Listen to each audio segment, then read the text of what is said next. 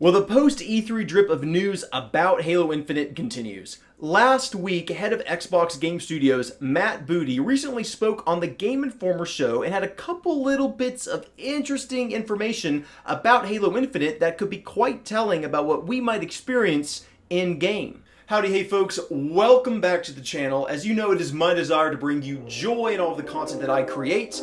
I'm the Coltrane, and let's take a good look at what Matt had to say and see what it tells us about Halo Infinite.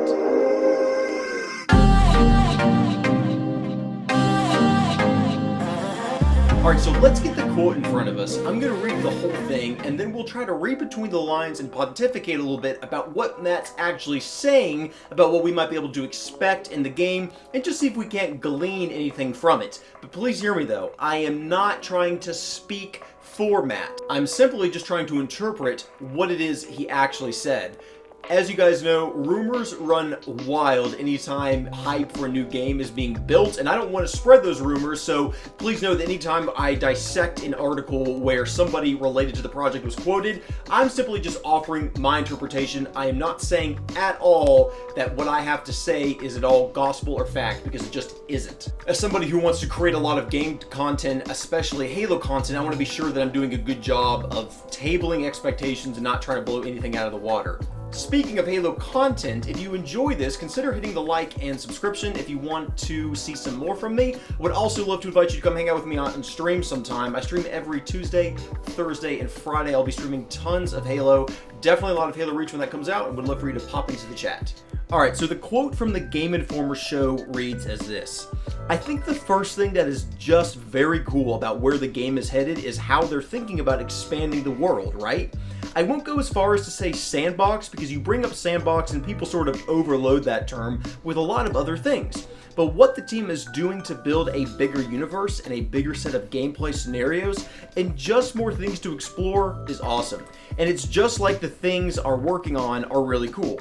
The second thing is just as they bring the Slipspace engine up to date with where we're at in terms of, graphics these days, there's just some cool stuff design-wise. It's been really cool to see them get back to some of the shape language and design language of some of the earlier Halos. There could be said that when you get to Halo 5, maybe it was getting a little busy design-wise. It's just cool to see that at once Halo Infinite feels more modern and cleaner, but also I think there are stronger echoes back to the roots of Halo, and that's really cool stuff to see. To boil it down, I would actually say Halo Infinite is visually impressive and more expansive.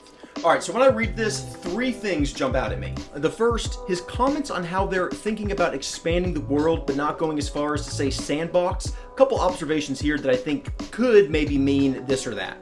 Halo Infinite is probably, or most definitely, the largest project 343 has yet to undertake, and it's probably also Microsoft's largest game project they have ever commissioned by one of their game dev studios. I think this is very clear by the fact that a whole engine, the Slipspace engine, was created for the game. When we hear phrases like expanding world, I tend to think this leans closer to open sandbox, like components being in the game, than not. Specifically, I think this could potentially mean a much larger campaign from a level design and world exploration standpoint than we've ever seen in a Halo game. That might seem like a given, but it bears worth mentioning. However, even more so, I would like to guess that this is in some way a reference to a brand new in-game-like experiences that are maybe more PvE focused in nature. This was the first thing that Matt mentions when speaking about Halo Infinite, and so this tells me that whatever expanding the world means is probably referencing some very specific new things that are coming to Halo in Infinite that are immediately top of mind for him when he's thinking or talking about the game. Now, what could these be? That's anybody's guess. As I said earlier, I like to think that Halo will finally be getting some kind of strong PvE in-game content game modes. Think something like Spartan Ops from Halo 4, but massively built upon, and not just a firefight replacement. Think like strike-style missions from Destiny or a Stronghold-like activity from Anthem. In short, if you don't know what strikes are in Destiny or strongholds are in Anthem, they're essentially co-op missions that take around 10 to 20 minutes to complete if you're not speedrunning them, and typically they end in some kind of boss encounter fight. Maybe there's some mechanics, maybe there's not, but that's the gist of what they are. Halo has the gameplay and raw framework to make something like those type or other similar like activities work, and frankly, Halo needs it. While Firefight is cool and definitely scratches the wave-based combat itch, it does not engage PvE players to the same degree as what other sandboxy shooters currently do, and there's a massive population who loves Halo's PvE gameplay, and I really think Microsoft and 343 needs to engage with those players a little bit better than what they've done currently in previous Halo games. However, don't misinterpret me. I'm not saying Firefight doesn't have a place in Halo Infinite. It absolutely should return, and frankly, there should be some different versions of Firefight depending on what types of enemies we face, map designs, vehicle encounters, you name it. Definitely a lot there that should definitely be a part of it. Now, Spartan Ops from Halo 4 had its flaws, but it showed glimpses of how a true expansive PvE in-game that was mission and narratively driven could work in Halo, and I was really bummed that this was not continued in Halo 5.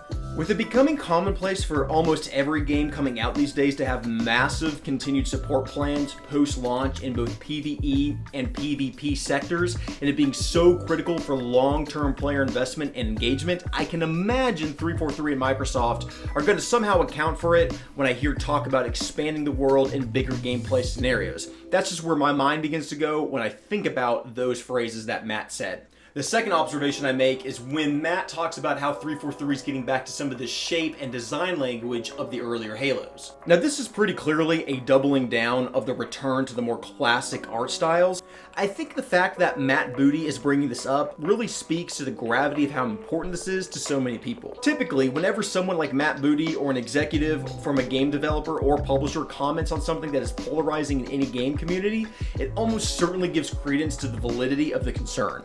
Now, I get it, this is very obvious, but it does bear worth mentioning. While I'm certain he's excited to see older styles return, part of me wonders if he also wanted to speak about this to help further remind older fans that the game will be returning to classical roots, since that demographic of Halo players, basically everybody who was playing Halo from its launch in 2001 and beyond, were the ones that got most frustrated by the art style changes in 2012 with Halo 4 and beyond. Now, the third piece of notable intrigue is when Matt Booty says, quote, as they bring the slipspace engine up to date and where we're at, in terms of graphics these days. Now, the context here is that he's talking about the design styles of Halo Infinite. However, when I first read this, my initial thought was, I wonder if he's inferring that at one point the slipspace engine did not graphically uphold to the current graphical standards that Microsoft wants for Halo and their mature first-party titles. But I immediately knew this couldn't be the case for three reasons. The first, that both trailers for Halo Infinite we have received, the launch trailer and then the Discover Hope, were both breathtakingly beautiful from a graphical standpoint. The second, as you continue to read the article, Matt Booty says, to boil it down, I would actually say Halo Infinite is visually impressive and more expansive. The third reason, both Halo 4 and Halo 5 are visually very good and hold up extremely well in 2019, and it's hard to imagine that 343 would go backwards from these. This is especially true for Halo 4, which arguably could pass for a game that was released within the last 2 years, and visually, not many people would have too much negative to say about it. So those three reasons negate any notion of Halo Infinite not looking great on the slipspace engine. So then the thought struck me, what if initially Halo Infinite on slipspace, for as good as it looks from what we have seen so far, was not actually up to the standard that Project Scarlet is currently able to facilitate graphically? This is my pure conjecture, as Matt does not bring up how the game will look on Scarlet at all, but it is interesting to consider, especially since he said what he did about, quote, bringing the slipspace engine up to date. It is sort of wild to think that if this could possibly be what was being referred to, that Halo Infinite could look markedly better than it already does. To be fair, this is my pure conjecture, which is, I'm sure, a stretch, and we have not actually seen actual gameplay yet, so we really have no basis of saying in gameplay how good it's going to look, when we probably most definitely haven't seen anything from Halo Infinite running on the actual specs of what Scarlet's going to offer at launch. Now, maybe this could be just in reference to something non-visual, but I highly doubt that based on the context of what was being said surrounding the statement that he made, specifically mentioning the game's visuals. So these are my interpretations and best guesses on what Matt Booty was referring to when he had this conversation with Game Informer. I cannot wait for 2020 to get here, and as we get closer to seeing some of the actual gameplay to see what the visuals of this game are actually really going to be like. But what do you think? Let me know in the comments below. Let me know what you thought about what Matt had to say and what's your conjecture. I would love to know. Hey everyone, thanks so much for watching. If you enjoyed this video, then I would invite you to leave a like as well as consider subscribing and hitting the bell if you'd like to see more content from me. But let's not leave it there. Interacting is always the best part, so I want to invite you to a couple places where you can do that with me. The first is Twitter. I'm constantly tweeting about anything game related as well as just sharing my everyday life, and would love to interact and talk with you there. Also, would love to invite you to come hang out with me on stream sometime. I stream every Tuesday, Thursday, and Friday by 9 p.m. Eastern. Would love to invite you to come hang out there and talk about any games you're playing as well as just experience whatever I'm playing at that time. Lastly, would also love to invite you to come give our podcast a listen, the Fair and Balanced Play podcast. I and some friends talk about anything in gaming, anything that's happening in the industry, and would love to invite you to come join in on that and interact with us there. But regardless of what you choose to do, I hope you choose joy in your life today. And I hope you take that joy and you go give it to the next person you interact with. Thanks so much for watching, and I'll see you in the next video.